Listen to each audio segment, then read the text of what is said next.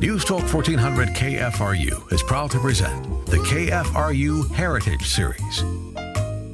It's a 1-hour perspective on the events and the people whose lives have contributed to the heritage of Boone County. Listen each Sunday at 7 a.m. and 7 p.m. The KFRU Heritage Series. From News Talk 1400 KFRU. I am just going to turn the mic on and let this one roll today because Gary Link is our guest on the Heritage Show, and he's never met a microphone he shied away from, I don't think, and also he just talks, and sometimes I won't get other stuff in. It's good to see you, Gary. How are you? David, great seeing you, pal. All right, so it's basketball tournament time. So if we spend all this program just talking about tournaments, that's okay, but we're not going to talk your prognostications as to who's going to win any tournaments. We're talking about tournaments you have played in. Set the scene for us. You grew up in St. Louis. What high school? Lindbergh High School. Lindbergh High School. You were a good enough basketball player that you got recognition to come and play at a college level. Before we start concentrating, and this is a heritage show, so it's sometimes the heritage of a person, sometimes the heritage of a place. We will combine the two. So tell me about your high school basketball. Yeah, let's go back to high school because, as you mentioned, St. Louis, Missouri, South St. Louis, Lindbergh High School, played on a really good team. Had a couple teammates that were outstanding. Steve Blinn joined me at the University of Missouri and had a career here for a while. Greg Fingerett was the point guard, and his job basically was to give me the ball half the time and give Steve the ball half the time. We won. We were fortunate enough to win our first 29 games. So you talk about a little bit of history. So we got a chance to go to the state tournament. And back then, in the 70s, 1970, there was a professional team in St. Louis called the St. Louis Hawks, and they played at Kiel Auditorium. Had some great teams there, and the Boston Celtics came in, and all the NBA teams. And so when we knew that we were getting ready to play at Kiel Auditorium, we were all excited to go down there and go in their locker rooms. And the first thing I noticed, Dave, we walk in their locker room, and they had like a hook on the wall and a light bulb. And, our locker rooms at Lindbergh were much better than where the Hawks, had their locker room. And we went down there, but still, it's still a great experience. And the neat thing about that for me was, back then, our high school was maybe 3,600 ninth graders, 10th graders, 11th and 12th. And it really was, everybody was into it. We were fortunate enough that we played the game, but, after the game, we all went to McDonald's afterwards. And that's back in the days when you'd drive around McDonald's and you'd get, maybe a shake and a French fry for maybe $1. But you spend 3 or 4 hours there, and it was safe to do. And we all did it. And the crowds came out and the teachers were all behind us. And it was just a wonderful experience. And we played the semifinal game and came up a little short. And what I remember in that game, too, we had a great coach. Lou Larch was a terrific high school coach, and to this day, he still, blames himself because there was a controversial call. We were up 4 or 5 points in the first half, and our little point guard went in for an and one, and one referee called a travel, and one referee called a foul. And if it would have been a foul and an and one, we could have stretched the lead maybe to 9, but then it was a travel, so the ball goes the other way. Well, our coach just basically jumped up and just wanted to point out that the other referee made a call. Well, the referee that he pointed that out to took it the wrong way, teed him up a little bit, and then he thought, that. But as you well know, we had plenty of opportunities, to win the game. Ended up losing that game, and the irony of it was, we were Lindbergh and Beaumont was the other team in St. Louis that was very good that year, and Raytown South and Rockhurst were the 2 teams in Kansas City, and we were set up to play. It was supposed to be Lindbergh Beaumont playing for the finals. We played Raytown South in the semifinal. They played Rockhurst. Well, in the first game, Rockhurst beat Beaumont. So, and we knew how good Beaumont was, so we go, man, so if we take care of business here, we beat Raytown, we play Rockhurst for the final, we don't have to play Beaumont. Well, we lose, so we went from winning 29 in a row to all of a sudden, now we got to play a third-place game against a team that probably was a little better than us, Beaumont High School, and we had a chance to lose our last 2, but fortunately we won that last one, finished 30-1. But I still, to this day, I think it's wrong in high school basketball to have a third-place game. I don't think a team that has that much success and gets all the way to state should lose their last 2 games. No one should lose their last 2 games. You should have the semifinals on Saturday or whatever day you have it, and then the 2 winners play, and then give both losers a ribbon or whatever, because I just don't think that a team should lose their last 2 games to get that far. You know what? That's an interesting point. Are there other people who support that? Have you had conversations about that? Anybody else talk about it? I don't think anybody else likes to do it, but I mean, again, me. Sometimes I have ideas, and I like that. I think that makes sense. I think, because you work so hard to get there. I mean, the teams work so hard to get to the state tournament. I mean, that's a terrific honor, and to lose your last two for a team that's that good, I just think it's wrong. Well, every year, though, you can tell, even this most recent year, there were some real blowouts in that third-place game. Now, the only I could make the argument against that, though, is you're giving players a chance to play 2 games, and now it's on the Mizzou Arena floor, which you're saying in the big-time atmosphere, an opportunity to play at a place where most of them, very few, are going to get an opportunity to come back and play on that again. So, but, yeah, I think your point is good. My only thing about that, though, too, David, is, and we can even talk about it at the college level, too. The thing about that is, even at that level, at high school, it's hard. And I tell that to a lot of people, too. I go to a lot of, 6th and 7th and 8th grade high school teams around here in Columbia. And just to make a team, I mean, in a high school team, it's hard. I mean, it's very difficult to be on a high school team. And then that level of competition, you want to win. You're playing for a championship. No one wants to play for third place. I mean, that's a hard game, to get up for. I mean, you're all geared up to play. And once the game starts, you kind of go through, you play it. But honestly, it's kind of like when teams, go to the NIT. You see teams, and we've talked about NIT for a lot of people in the business. We call that not in the tournament. I mean, because you're playing to be number 69. I mean, who wants to be number 69? But well, you see what Kentucky did when it went to the men's NIT this year. That was going to be my point exactly. You don't go to Kentucky to play in the NIT. And again, they had things go against them in the fact that they had an injury, yep, and they couldn't play in their home arena because the NCAA was there. They had to go on the road, and they played against a team that was hungry. I mean, a Robert Morris team that they don't get a chance to play a team like Kentucky in their arena very often at all, and they were fortunate enough to win that game. I asked my wife recently, and so hopefully, and if you answer this, even if she doesn't hear it from you, she'll hear it from me. I just said, as I was watching an NIT game recently, and it was the Maryland and Alabama game, and it was on the eve of when we're recording this, actually, and I said, would you rather go to the NCAA tournament, lose in the first round, or go to the NIT and play into at least the third round? And she said immediately, go to the NCAA tournament. She's exactly right. Yeah. I mean, I got to go exactly with your wife. I mean, that's what because once you get there, and we've seen it at Missouri and a lot of other schools. You've seen it this year. You're seeing a 15 seed that actually made it to the round of Sweet 16s. And last year we came in as a 2 seed and we got bounced by a 15 seed. So once you get there, the best team doesn't necessarily always win on any given day. Yeah. And this year, Louisville, I think, is an outstanding team. I think Coach Pitino's doing a terrific job. They go 9 deep. They can press. They can play offense. But that doesn't mean on any given day, they can come up a little bit short. And that's what makes it so much fun. But it depends on the team. It depends on the school and also the makeup of the team, because coaches would argue that they'd go, you know what, if you could guarantee me, and I have a team that's inexperienced, that hasn't had a history of NCAA play, send me to the NIT for a year. Let me have 2 or 3 more weeks of practice, and I'll have a better team next year. That's an excellent point, especially, too, if you're a mid-major team as opposed to maybe like one of those high-major teams. But certainly if you have a young team, absolutely. If you have a young team, that gives you a chance because everybody wants to keep playing and trying to get a little bit better. And let's be honest, I mean, it's more fun for those players to play games than it is to come into empty gym and practice. Gary Link is our guest on the Heritage Show. I want to go back to something you said a moment ago, and you were talking about the NBA team that used to be at Kiel. Mm-hmm. Now, I don't remember the St. Louis Hawks as much. I do remember that, but I remember Kansas City having their NBA team. I had an opportunity to talk to John Sunvold a couple of weeks ago, and he was talking about NBA. Now, he's younger than you and I are, and his time would have been, he was at Mizzou probably early 80s or something like that, so he went and had a pretty good career in the NBA. Yep. Very good career in the NBA, much better than most people will have.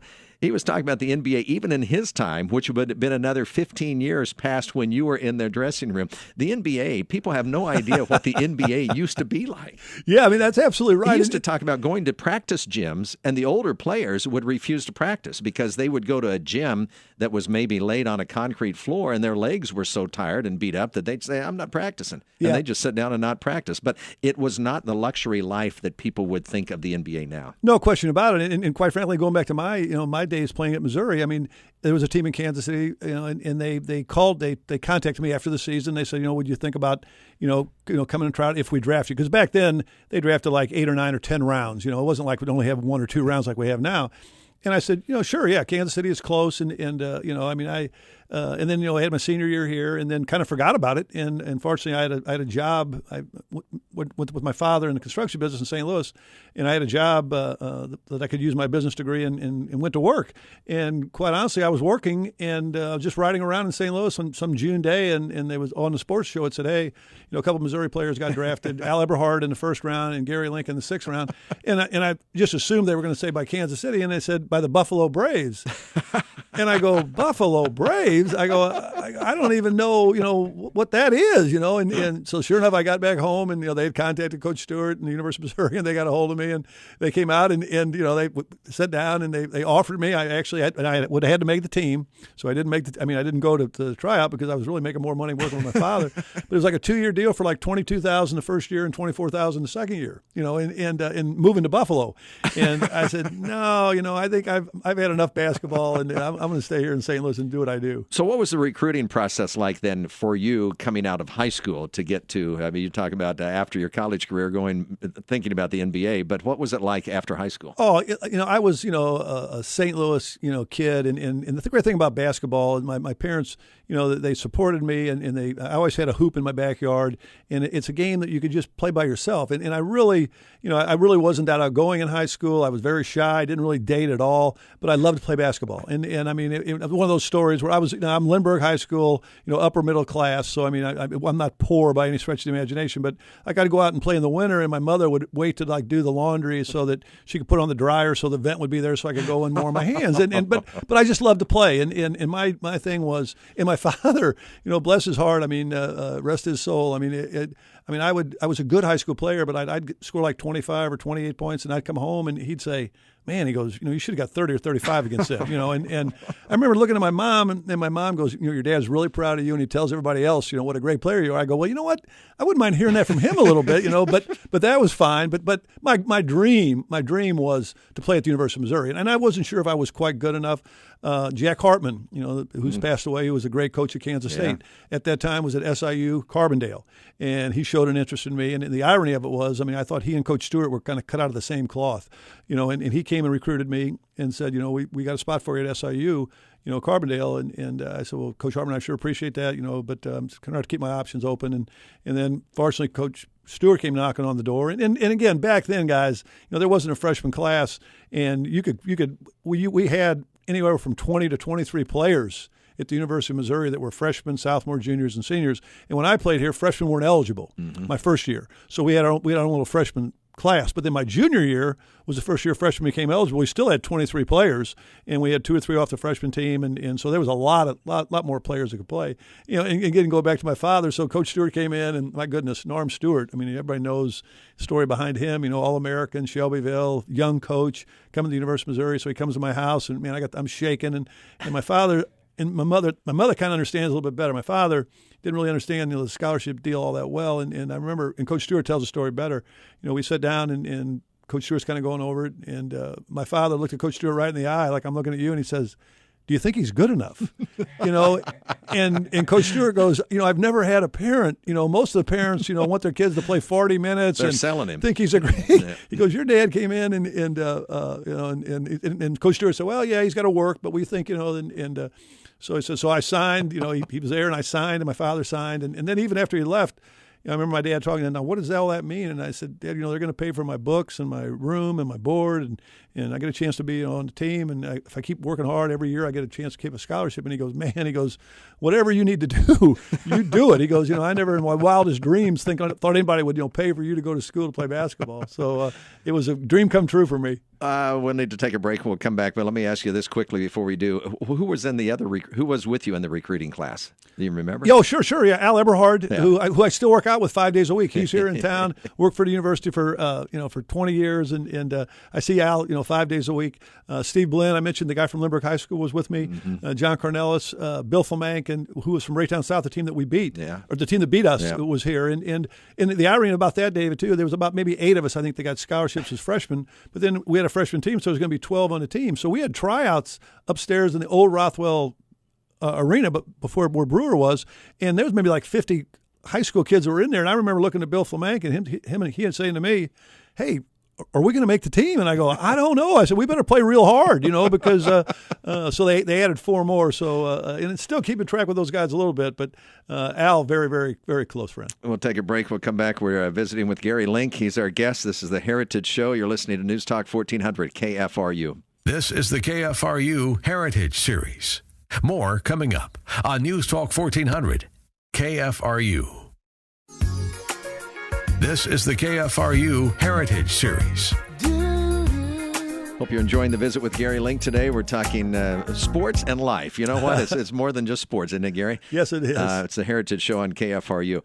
All right, well, I want to come back to a couple of things that we started in our first segment, but I'm curious, who were the big basketball stars in the high school world in St. Louis? I mean, there's always some big people in the cities. I mean, it seems like so when you're in high school and you're having your successful opportunity and get an opportunity to go. Were there other names of high school players at that time in St. Louis? Yeah, no question about it. When I was young, like my freshman year, there was a player at Lindbergh High School named George Faber, who was a terrific player who went on to play at Purdue with a guy named Rick Mount. No. And Rick Mount was a phenomenal shooter. And part of the reason Rick Mount was as good as he was is because a guy like George Faber was willing to give up part of his game.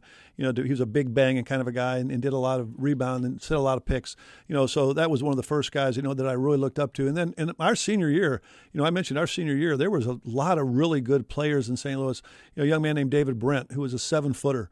And back then, there wasn't a lot of 7-footers. And I think he went to Jacksonville and had a real good career there. Billy Morris was at Beaumont High School, terrific player in high school, went to University of Illinois. Steve Dangus and Charlie Reese, they were at Cleveland High School, and they both started at St. Louis University. Steve later transferred down here. Carl Sainer was at Bayless. And I mean, there was 8 or 9 Division I players in St. Louis, my senior class. And so basketball in St. Louis in the early 70s, late 60s was very good. Was there a city school group and a out county or suburb school group, and did they cross much? Very rarely, yes, very rarely. The Beaumonts and the Vashons were in Cleveland High School. They were in the City League, and then we were the suburban South with Webster Groves, Kirkwood, Lindbergh, Ladue, those kind of schools. And now we played a Normandy tournament over Christmas time, and sometimes they would be a little bit of interaction there. But quite frankly, David, back then we knew that there was a real good chance that we were going to play either Beaumont or Vashon. Vashon was David Brent's team, and Beaumont was Billy Morris's team. They were all African Americans, and they were going to play each other one time down by Forest Park, and myself and Steve and a couple guys went down. We went down to watch the game, and they wouldn't let us in. Just Wow. because they were afraid, that we would have been the only Caucasians in the gym. And they said, first of all, it's probably not a good thing. Second of all, they're going to know who you guys are, because you are Lindbergh High School, and so really there wasn't a lot of mixing going on then. The city schools kind of played in the city, and we played in the county. When you came to Columbia, was and I don't mean this to be an insult, was the Hearns Center open, or were you still playing in Brewer? No, I played in Brewer, and that's my claim to fame is my sophomore class. My first year on the varsity was the last year in Brewer. Yeah. So we got a chance to play the last year in Brewer. Then my junior year, we opened, and I felt bad for Dr. Greg Flaker, who's here in town, because I think when he was recruited, they told his class, we're going to build this beautiful arena, Hearns, and I don't think his class never got a chance to play in there. And a little bit of story behind that too. It's named after Governor Warren Hearns. I'm sure most people should know that. And Governor Hearns was unbelievably, good to the University of Missouri, and especially the athletic department. And one of the neat things he did for us, 2 times. I mean, at the end of the season, he invited the basketball team with dates to come to Jefferson City to have a dinner at the Capitol, and I mean that's something that was really special to me, and something that I'll always remember. And I remember, after he got elected, I think the multipurpose building was like number 60 or 70 on the list of priorities, and I think after he got elected, it moved to like 3, so it got built then when Governor Hearns got reelected. So. Certainly, we have Governor Hearns to thank for playing in Hearns. So, what do you remember as a special thing about Brewer? Because Brewer, I mean, there had to be some home court advantage for that. It was the greatest, and for people, in our rec center right now is outstanding. There's no question about it. But people need to go back and get some history books and see where we played, David, and you probably remember too. There was a clay clay track. And the problem with the clay track was, depending on the humidity, a lot of times it would be dirt and dust and mud. And you literally had to walk across the clay track, walk up 3 steps to go to the basketball floor. And we had towels and a hammer at the top of the where the basketball floor was to wipe your feet off, and the hammer was there because sometimes the nails would actually pop up. And we had cyclone fence on both ends of the floor with steel. I mean, big steel posts that held the cyclone fence up that would help keep the balls from rolling. Now, it was about maybe 10 feet past the end of the line, but I guarantee you, if you ran into it, you wouldn't run into it again. And the home court advantage, my goodness, I remember Oklahoma and KU and K-State, they'd come in here. We made them dress in a little bitty room that had a rusty old universal weight room in the middle, and the pipes were about 8 foot high, and the water was dripping down, and the concrete floor and metal chairs, hooks on the wall, and they would walk out of there and they go, "You guys play here? You play here all the time?" We go, "Yeah, this is where." And people, it maybe set 4,000 or 5,000, and people they'd stomp on everything was bleachers. Oh, there's just very few chairs, bleachers. They'd hit those, and you worried about the bleachers coming down because they weren't the best bleachers in the world, but a great home court advantage, and I'm so glad that I got a chance to play there. I remember the track because at that point in time there used to be a state high school track meet, and right. I qualified for the indoor track meet. I qualified in an outdoor meet in Brookfield and came down and ran in the indoor meet. First time I'd ever seen an indoor track, and it was a dirt track. I believe it may have been 110 yards or 180 yards. It was short, right. It was pretty short. There were a lot of laps to the half mile, I'll say that.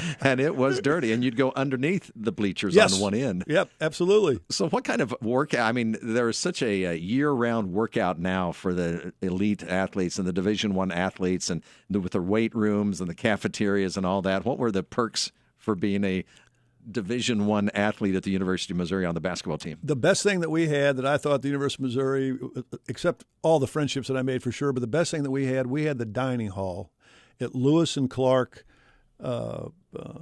dormitory. And back then, Lewis and Clark dormitory was the place. It was like brand spanking new. And again, back then, you're only talking about maybe 5 or 6 teams, so there's not many student athletes, so we all ate there. The food was outstanding. Back then, we were able to figure out a deal that they actually fed us lunch and dinner, and according to the NCAA rules, we got like 65 cents for breakfast. And what we could do is, rather than eat the breakfast, we take, and you're giggling, but let me tell you what, 65 cents times 30 days, that's like $18, $19. Yeah. And back then, you got $15 a month for laundry. So, which was all NCAA rules. So we all got like a check for $34. And when you're in college, kids, you're not worried about getting up in the morning and eating breakfast. So, and as good as they fed us, they fed us lunch and dinner. So we ate there lunch and dinner. Got $34 a month in a check, which we all thought we were stealing money. It was great. And then in the off season workout, what we did, most of us had jobs. We actually I went back and shoveled concrete in St. Louis. That's kind of what I did. And I think that was good. I think it was good. I think sometimes you need to get away from it for a little while, and we all kind of scattered. Now, some guys stayed here. Fortunately, I was in the business school, and I was able to keep up with my grades, and I didn't have to go to summer school. So I got a chance to go back and work with my father in the construction business, and that helped me for my job after I graduated. Do you remember what it was like to move into the Hearns Center and start playing there? Scared, absolutely scared. Yes, it was like playing outside. It was like the Grand Canyon. You go from a place that has 4,000 seats, 5,000 maybe, and you're going to this massive place that seats 13,000 people. And that first year, we're the only tenant in there. There's nothing else in there. There's no women's basketball yet. There's just men's basketball. We're just kind of transitioning in there. All those offices, that big field house, that track, I think Coach Stewart and a couple of assistants and a secretary, that was it, but the thing that was even the worst part of it all, and I'll never forget this. It had a rubber floor. We had the tartan floor. I remember that. Yeah. And it was a great, ugly tartan floor. and a funny story on this too. And the ball, you couldn't hear the ball bounce. Exactly. So it was, and it turned out the tartan really wasn't the right kind of a floor because you kind of got stuck. You couldn't. Basketball is meant to be played on wood so you can slide. But I'll never forget Dan McCleary, who was one of Coach Stewart's assistant coaches, and I always, even back then, I always had a tendency to get in a little bit of trouble because we came out there the first day of practice and we're all looking around. I mean it's actually in September and we're looking around, and Coach McCleary came over to me and he goes, Gary, you're going to love this. I mean, you're going to love this place. He goes, this new floor, yada yada yada. He goes, you're going to be able to jump so much higher. And I looked at him, and I was not much of a leaper. I mean, I stayed pretty close to the ground.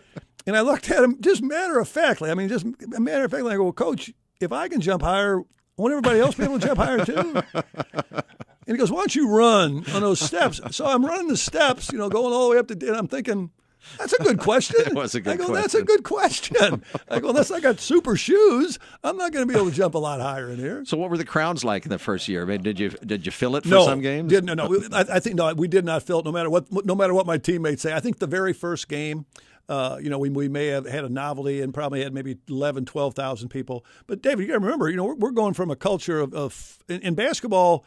Wasn't very good then. I mean, Coach Stewart was just starting to get a turnaround. How many years had he been there? He probably maybe been there 3 or 4 years. So I was fortunate enough, my sophomore and junior year were the first 2 years that Missouri won 20 basketball games. And right before Coach Stewart got here, Coach Vanetta was here, and it was dismal. I mean, there were years they would win 4 or 5 games, but even then, when Coach Stewart, he started turning it around, and when he brought John Brown in and some good players, but we'd have maybe 4,000 people at Brewer. Well, all of a sudden now you got 13,000. I mean, think about it. I mean, that's 3 times as many people, and quite honestly, too, they call it the Hearns Multipurpose Building, as you well remember. It was like that D section up in the corner. I mean, you were so far away, from the action, it'd be very difficult to really see the game up there. So, we had nice crowds, but we never filled it on a consistent basis. Was Kansas was that a game that at that point in time would fill it and bring in loud? Kansas would bring the crowd. I think we opened the arena against Ohio, and they had, in fact, they had the cover of Sports Illustrated. They had a young man named Luckett. Walter Luckett was on the cover of Sports Illustrated, and he happened to play for Ohio. So that was the opening game, and I think the opening game we were close to selling it out too. But then only like when KU would come to town, that'd be the only other time. You mentioned Al Eberhard. What were some of the other names of people either that were on the team when you came or as you graduated off, you handed it off to them? Yeah, well, again, I got to talk about the guys who were here that took care of us, and that was what was so nice about having that freshman team. And Walt Schublin was our freshman coach, and Walt Schublin won many state championships over in Kansas, and I mean he really got us together as a group and pretty much told us as freshmen, stay away from the varsity. Those guys got things to do. They got to play against real teams. You guys are just down here, and we'd practice on crazy hours, and we wouldn't even really talk to the varsity. I mean that's kind of the way it was. And then and why that was such a good experience, I thought for me. Then I was fortunate enough my sophomore year to make that varsity, and like I told you, there was like 18 or 20 players running around, and Coach Stewart, he'd wait until the very last minute before he'd ride up the 12 guys that were. And back then, ladies and gentlemen, 12 players traveled, 3 coaches traveled, a trainer traveled. That's it. We carried our own bags. We were responsible for our own shoes. We got our own warm-ups. And you know what? We won some games. We won some games doing it that way. So you come up, and I was so proud to make it as a sophomore, and I traveled every game my sophomore year. In fact, I was elected the rookie captain, which basically meant I was in charge of bags and towels and making sure the locker room was okay, and the projector, because we carried our own projector with us. And there was one time that the other sophomore, and Al didn't have to do that because Al was a player. I was about the 8th or 9th man. We were in Oklahoma State, and Bill Flamank and I were in charge of the projector. And we got to the hotel, and we had some cabs, and something happened, and the projector got left in the cab. So the assistant coach asked me, hey, bring the projector down. And I looked at my roommate, Bill Flamank, and he goes, I don't have it. And I go, I don't have it. And I go, this isn't good. I go, let's call Stillwater taxi cab service. So we're on the phone, and they found it. So I said, stall as long as you can because we don't have the projector. But the guys that helped, Greg Flaker was a senior who's now a doctor, a cardiologist here in town. Mike Griffin was the other captain. They were the seniors on the team. John Brown was a terrific player, was a junior. Mike Jeffries, who was a roommate of mine for a long time from Alton High School, he was a junior on that team. Arv Salmon was a junior, and then Al and I were the sophomores. And then the nice thing, and then like I told you, David, the thing that was hard, really, really hard for me, and I think maybe even hard for Al too. My junior year, that's when freshmen were eligible. Very difficult. very, very, and I felt bad. To this day, I feel bad for Kevin King and some of those freshmen because you know what? I didn't treat them very good. And I'm going to tell you why. You had to earn that uniform. I mean, you had to earn that. I worked my tail off my freshman year to be as good as I could, worked hard my sophomore year to sit on that bench. These guys are coming out of high school that think they've invented a game, and all of a sudden they get to sit on my bench. You don't get to sit on my bench. You don't get to do that. Now, and I'm sure it was very difficult for them too. I mean, that was a very difficult transition for them my junior year. Then my senior year, I mellowed a little bit, and Al and I were seniors, and we were captains that year. And that was a year that we didn't have a lot of juniors, didn't have a lot of sophomores, and had a bunch of freshmen. Jimmy Kennedy was a freshman. Kim Anderson was a freshman. Scott Sims was a freshman. Danny Van Reem was a freshman. Jeff Curry was a freshman. And Coach Stewart kind of got us aside and said, look, you guys, we got a lot of young guys. It can't be like it was last year. And it wasn't. I mean, and those guys, they came in, and then Kevin and some of the freshmen were now sophomores, so they knew how miserable it was, so that they kind of helped the freshmen too. And that being said, though, Kim Anderson and Jim Kennedy, they know to this day, that they're my rookies. And I know to this day that I'm the rookie for Greg Flaker and Mike Griffin. And those guys call and say, do something. I do it. I mean, there's no, you don't get a vote whenever they call. We'll take a break and come back with one more segment. This is the Heritage Show. We're talking with Gary Link. You know him as an announcer now on the broadcast and also some of the pregame and halftime, and I think postgame also for football, but also on the basketball broadcast for MU.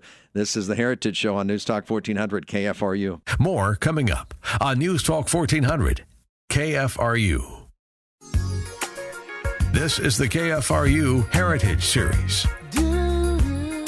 Well, this has been fun. It's going to fly by. It already has. We just have a short segment to go with Gary Link on our program of the Heritage Show. And you know what? We haven't spent much time talking about Norm Stewart. So now, how does he... I mean, you have great respect for him. You played for him for the 3 years. Freshman year, you're talking about it. Last segment, that was interesting when you said that the freshman coach said, hey, leave the varsity alone. But, I mean, what imprint do you remember Norm Stewart making on a young guy? Oh, that's a great question. And again, he was such, he wasn't good. He was a great X's and O's guy. I mean, he knew the game. And the thing that I admired most about Coach Stewart, and the biggest compliment he ever gave me, and I, to this day I think about this, and I try to tell people the same thing. He said, Gary, you were a far cry, from one of my better players or my best players. He said, but you know what? You gave me everything you had every time you went out on the floor. And I go, Coach, that's the biggest compliment you can do. And he would never ask me or never ask a player to do something they weren't capable of doing. And he would never limit your game. And even back then, David, you know what? There were places on the floor where Gary Link made 48% of his shots. And there were places on the floor where Gary Link made 22% of his shots. And Coach Stewart would call me over and put his hand over my shoulder and say, Gary goes, played about 10 games. When you shoot it here, it's got a good chance of going in. When you shoot it here, not so much. I think we can get a better shot for the team. Now, I'm not telling you not to take that shot, but I'm telling you this, you take that shot and you miss it, you're coming out. You know what? You take that 48% shot and you miss it, I'll keep you in. And just he broke it down, so simple. And the thing about him, even when he started with us, in the 70s and through his career in the 80s and 90s, he was such a master on the road of taking the crowd out of it. The old deal about set down Norm, that was his stick. He goes, you guys concentrate on 5 guys on the floor. I'll take care of all that nonsense off the floor and all that stuff. And he did. I mean, and he taught us, and to win on the road was so special. I mean, it was such a special thing, to win on the road, and because it was just us against the world mentality. And I really think he loved that. I think he thrived on the fact that Shelbyville, Missouri, came here, did this. Everybody told him what he couldn't do, and he wanted to show him what he could do, and he did it. And the stories about the KU stories about not spending a dime when we went to Lawrence, Kansas, that's true. I mean, that is now. It's not true. We went to Manhattan. We did fly to Manhattan and we busted Manhattan. But when we go to Lawrence, Kansas to play a game, we'd fill the bus up with fuel here in Columbia. We'd go to Kansas City, Missouri. We'd spend the night in Kansas City, Missouri. We'd eat in Kansas City, Missouri. We'd pregame. The next day, we'd bus over to Lawrence, Kansas. We'd play the game. We'd get back in the bus. We'd come back to Kansas City, Missouri, eat, and come home. He instilled in us, the rivalry between Missouri and Kansas. It seems as an observer and a fan of the teams while he was coaching that he had a knack of recruiting the players who would fit in and give him everything they had because they were going to be good pieces of what he wanted on the court. I think that's an excellent point. And the other thing, too, I think that's just remarkable about Coach Stewart that he doesn't get enough credit for. You look at when he came here and how he built the program. He built he inherited Coach Vanetta's players, and he did the best he could with them.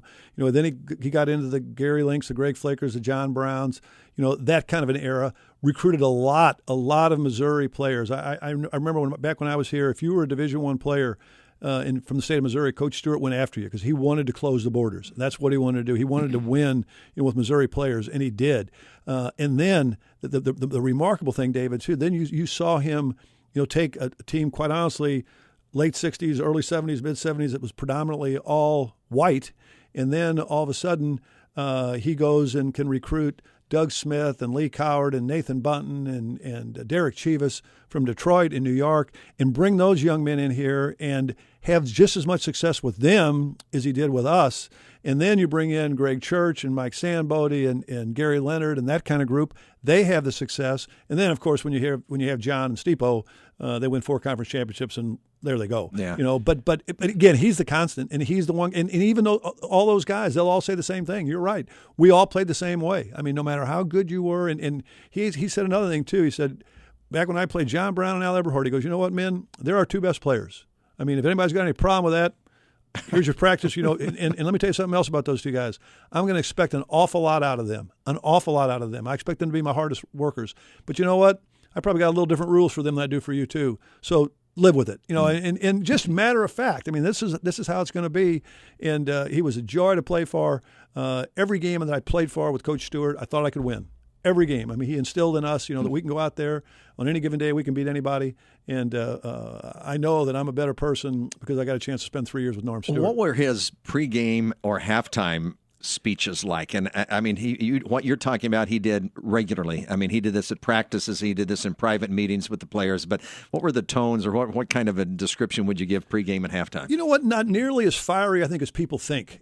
People think that that it was all, and it really wasn't. Because I mean, he wanted us to know, to be confident enough to go out there and get the job done. Because quite honestly, David, if he hadn't prepared us well enough to go play Oklahoma for the 3 days getting up to it, there was nothing he could say to us in the locker room, but right before the game, that was going to do anything for us. And the other thing about Coach Stewart that I think is remarkable is, he was a master at getting us ready to play the games that would be hard to play. And what I mean by that is it's easy. When you're playing Kansas or Kansas State and you're playing for the championship, every player is geeked up to play. But all of a sudden you play a couple of those games, and okay, let's say you got to play a Colorado or you got to play an Iowa State, and they're a little bit down. And especially you got to go there.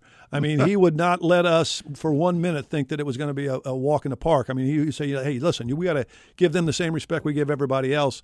And he did that. And we responded to that and won a lot of games on the road. We have about 3 or 4 minutes left. Everybody thinks postseason tournaments, conference tournaments at the end of the year, and then the NCAA tournament at the end of the year. But I loved the old Christmas Big 8 tournament. What are your thoughts about the Big 8 tournament at Christmas time? I'm going to tell you what, and here's a trivia question for you, for all you people out there, and if you can prove me wrong, I'd love to see you do it. Al Eberhard and Gary Link were the only 2 people, I believe, at the University of Missouri that was 9-0 in the Christmas tournament. We never, ever lost a game. And you said, well, so some of those guys that started us with sophomores, they weren't with us with seniors, and then they had an extra year. So it was a wonderful tournament. And what it did was it brought everybody together in Kansas City, as you said, over Christmas time. And back then, there was a camaraderie among coaches, that you just don't see now. I mean, athletic directors are different, chancellors are different, board of curators are different. Everything's different now. But back then, the Ciprianos and the Jack Hartmans and the Norm Stewarts and the Sox Walsh's, those guys would do everything they could to just, for 40 minutes, beat the other guy to death. And then when it was over, we'd all shake hands and they'd go out and they'd try to figure out how they're going to play the next game.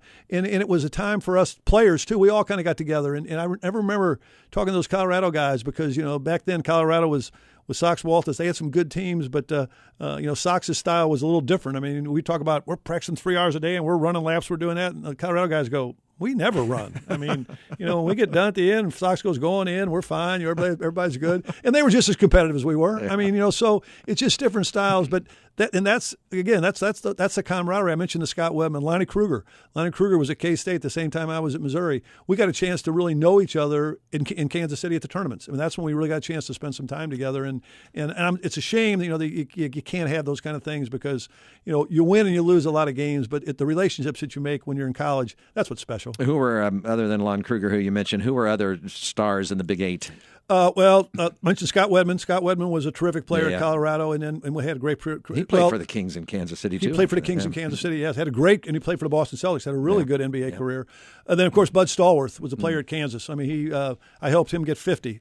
And I see him every golf tournament, and he tells the story better. That it was all, he got them all off of me. Well, I don't think he got them all, but I was one. I was, as Coach Stewart said, I was assigned to him. I never really guarded him. I was assigned to Bud Stallworth, but he and back then, folks, 50 points was no 3-pointer.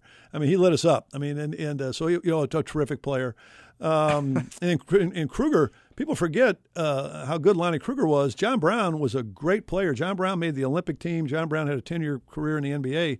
Lonnie Kruger was the Big 8 Player of the Year his junior year and our senior year when John's senior year. So, I mean, to outdo a John Brown, you got to be a very special player, and Kruger certainly was. Well, any final story you can tell us, or anything you want to end us with? We got a minute and a half of this program left. No, I mean, I just would, going back to Coach Stewart. I mean, he helped so many people, and the thing about Coach Stewart, that people don't know about. I mean, the X's and O's, terrific, great coach, terrific. But as players leave here. You're going to get bumps in the road, and there's going to be times, you're going to need somebody to kind of step up. And I know in my career, I mean, I had a major bump in the road, and I needed somebody, and I reached out to a lot of people that I thought were a lot closer to me than Coach Stewart, and for whatever reason, they decided they kind of want to move away a little, and I got it. I mean, I understood it. It was a tough time, and I remember calling Coach, and I said, Coach, I'm in a little bit of a jam, and he goes, Gary, I'll be there 24 hours a day, 7 days a week. You tell me when to be there, I'll be there. I'm for you. You gave me 4 years of your life. You did everything that I asked you to do. And I said, well, he said, hey, I don't have to ask anybody. I told you, I got and fortunately, it never came to that, but knowing that someone like that, had that much respect for me, long after I played for him, was really special. Glad you took time to visit with us on this program. Thank you. I always love talking to you. I've enjoyed the opportunities we've had to work together in the past. It's been great fun, and love your enthusiasm for what you've talked about today and for what you continue to talk about at MU. Thanks, Gary. David, my pleasure. Thank you. Gary Link's been our guest. That's the Heritage Show this time on News Talk 1400 KFRU.